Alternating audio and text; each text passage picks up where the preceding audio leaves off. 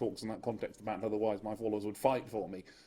He's exercising political authority. He has a kingdom and a rule, but it isn't the same as that represented by Pilate in front of him, represented by political authority as a whole. And he calls his disciples to be different and distinctive in the way in which they understand authority.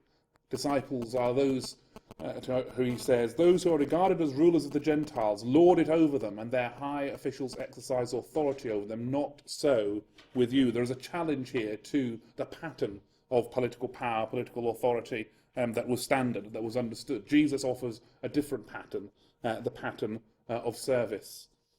And so he is also the prophet and crucified Messiah.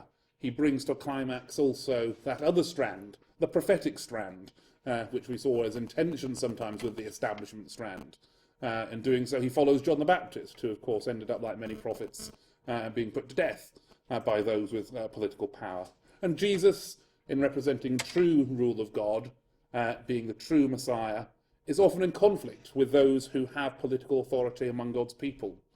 He is rather rude by Herod, described as that fox in Luke chapter 13. He warns his followers that on my account you will be brought before governors and kings as witnesses to them and to the Gentiles. And again, we've mentioned already how we can see that happening in the Acts of the Apostles, as they are brought before governors and kings and often then thrown into prison as a result. And of course, the political powers that be, both what we would call the religious and the political, though that in a sense is a false division that we impose on the first century world, the Roman and the Jewish political powers unite together to bring an end to the life and ministry of Jesus. So we have a whole